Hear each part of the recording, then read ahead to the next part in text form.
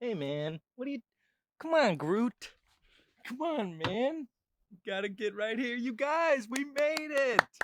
Welcome back, Film Club people. Do you know what it is? Do you know what we've done? Do you know what we've done, Groot? It's our 100th film. Woo! Crazy. In 2018. First of all, hi. It's me again, Carson Higgins. Good to see you. Trusty film club buddy. And yeah, man, I'm just so excited that we made it. We've watched 100 films together. This group, I've mentioned it before, but it started out as just me and my buddy Ash McNair. Hey Ash. We started watching films once we got our Filmstruck sessions.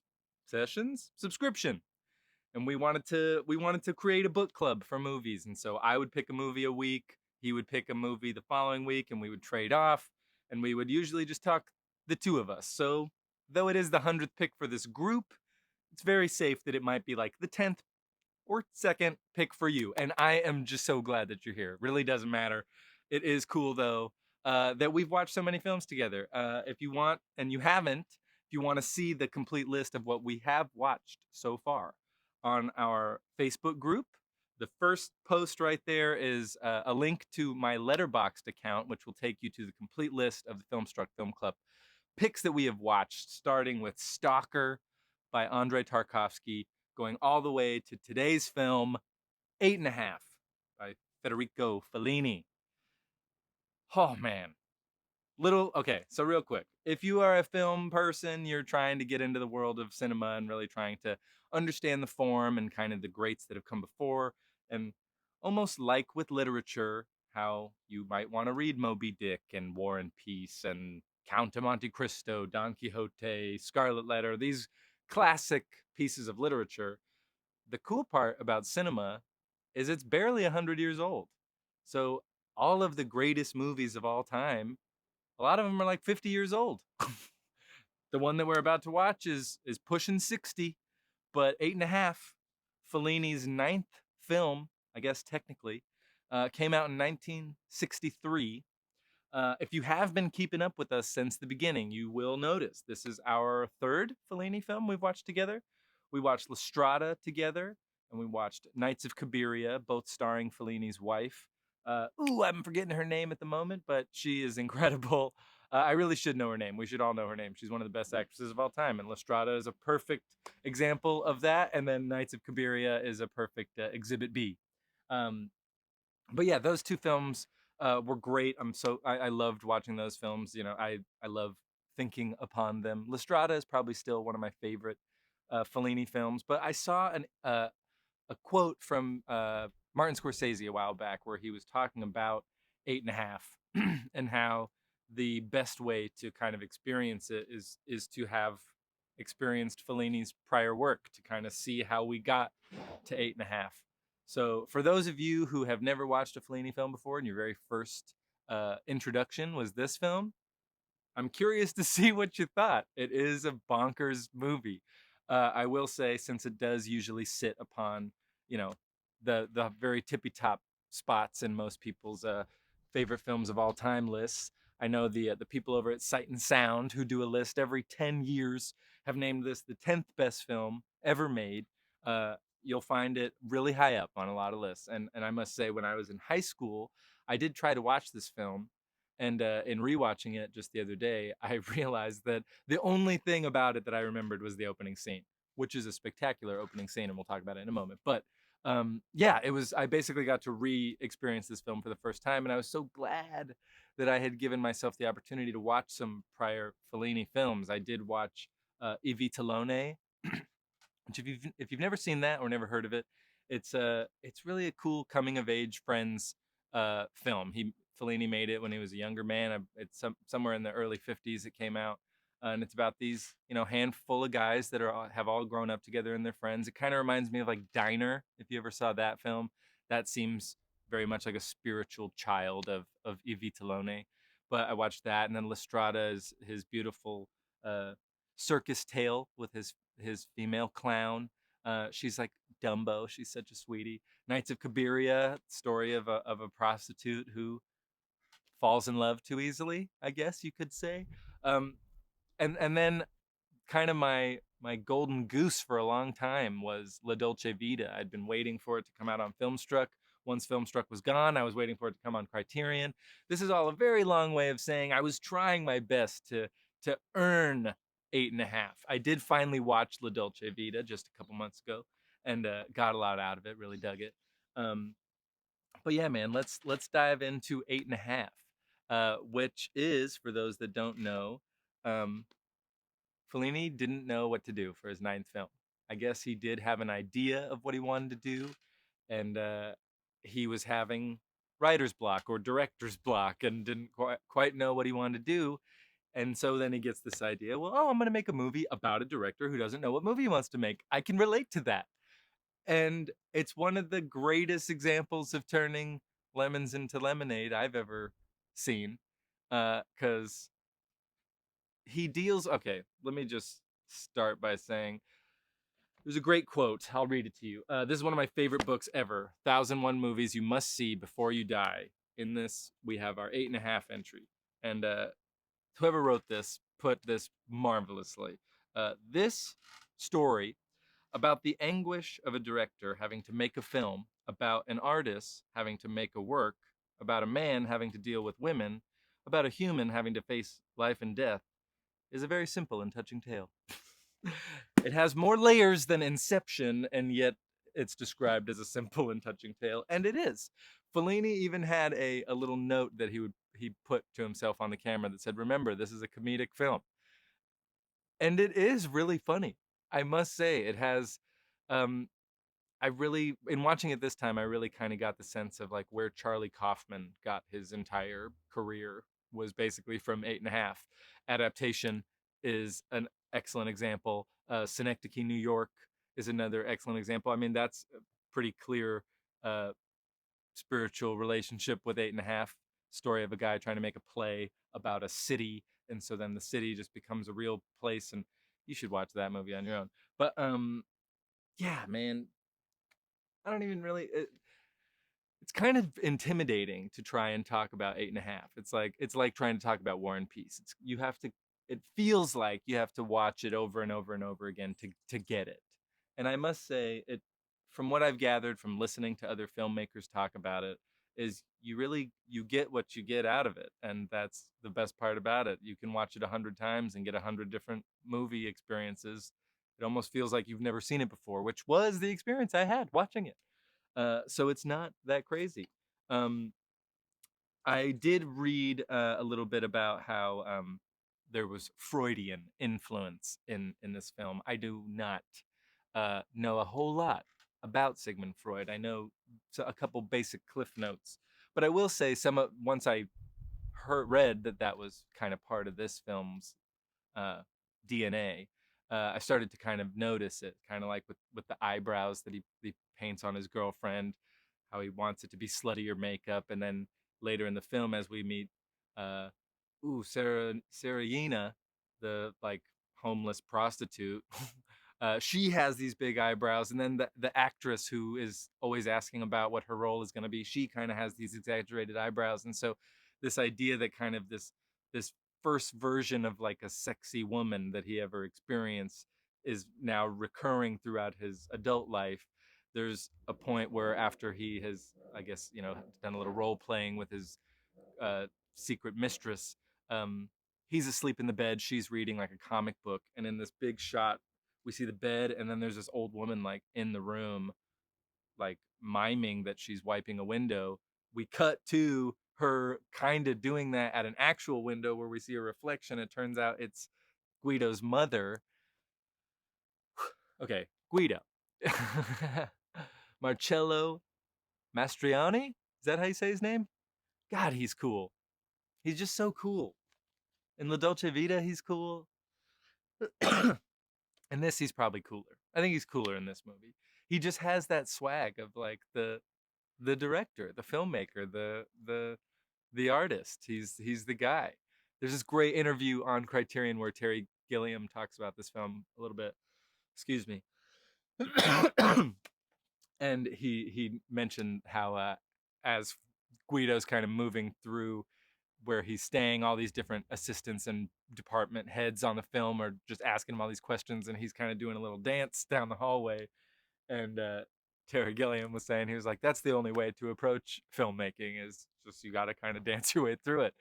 And it's so cool to watch how Fellini puts together. Okay, tell me if this was something that happened to you. I do not speak Italian, so I kept finding myself so frustrated that I didn't speak Italian because I would be reading the subtitles and missing all these wonderful shots because the shot composition and the lighting is insane. And this was Fellini's final black and white film, uh, so that's kind of cool. From here on out, he made color films. So this is the pinnacle of his black and white period, I guess.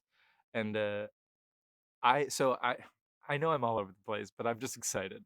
It's our 100th film. It's 8.5. We're here, baby. It's exciting. It's bright out, so I got sunglasses on. Deal with it. I don't even remember what I was gonna say. That's how excited I am.